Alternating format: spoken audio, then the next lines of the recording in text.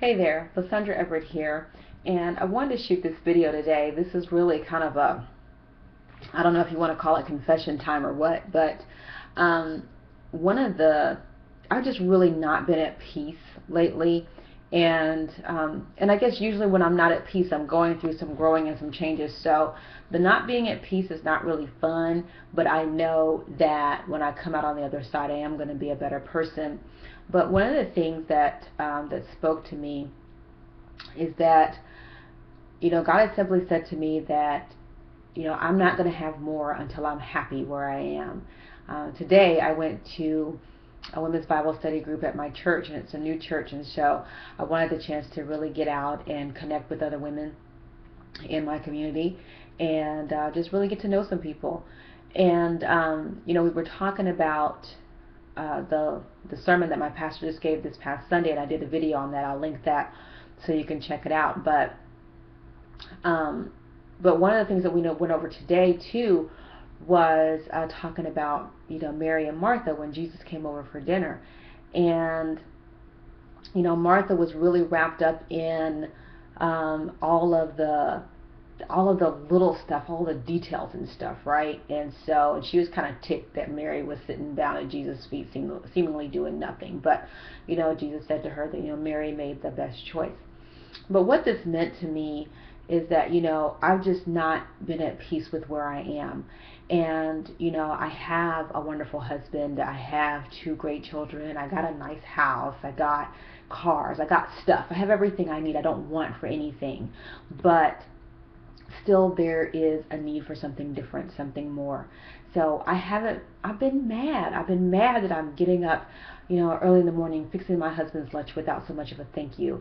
Mad that my kids go through and wreck a room in 2 seconds that I just cleaned up, spent 30 minutes cleaning up, and just feeling unnoticed and unappreciated.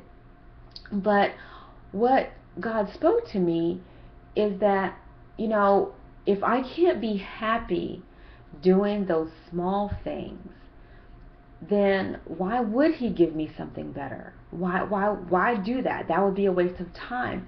See, Paul said he had learned to be content in whatever state he was in. Now, being content doesn't mean that you don't want more. It just means that you're happy where you are, and it's okay. And so, yesterday morning, it really came to a head. I was up, I was mad, I had a headache, and so here I was just, I was, you could visibly tell something was wrong. And, my husband even asked me what was wrong, and I said, you know what, I just need a new attitude. And he was like, well, what's wrong with the attitude that you have? And I'm sitting there thinking to myself, you have no idea. But since he reads my blog and he might see this video, he's going to have an idea. But anyway, so honey, this has nothing to do with you. This really has everything to do with me just becoming a different person. But, the Bible tells us, one, to not grow weary of doing good. And two, is that everything you do is in service to God.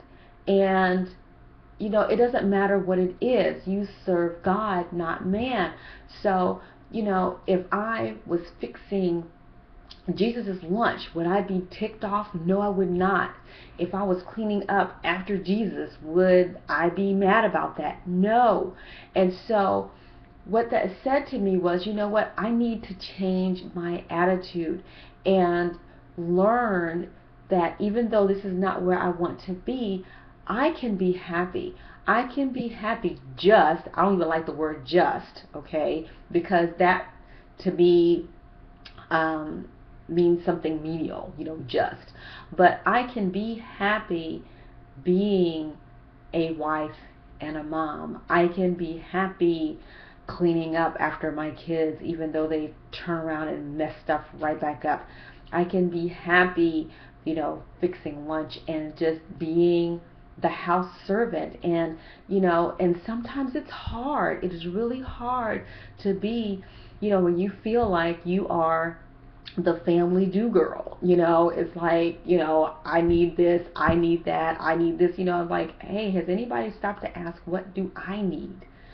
But the thing about it is that even when you're doing this stuff, whatever it is you're doing, if you're taking care of your family, whether you're going to work, whether you run your own business, you're doing everything in service to the Lord. So there is no griping, there is no complaining. You choose to bloom where you are, choose to be happy where you are, and the increase will come. The change in the situation will come, because God very clearly said to me, if you can't be happy where you are, why would I give you something more? And I didn't have an answer to that question. So, this message is just simply to say that if you're not happy where you are right now, first of all, check your attitude. Check, how are you feeling about this situation? Are you feeling like that you're living in some personal hell? Because if you are, you need to change your attitude. And change of attitude is a choice. You can choose to be happy. Nobody makes you mad. Nobody makes you sad. Nobody makes you happy. Nobody makes you angry. It is truly, truly, truly a choice.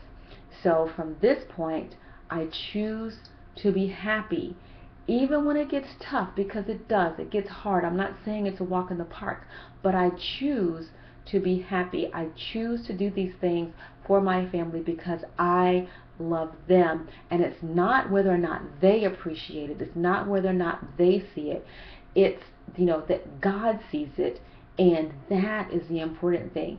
And so if God sees me serving my family with an attitude problem, that is not service that is worthy of reward.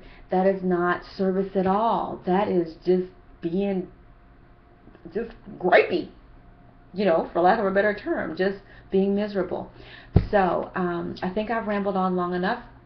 You get the message. I'm referencing a couple of other videos below so you can see the messages I'm talking about. So this is Lysandra Everett signing off, and I'll see you on the next video. Bye.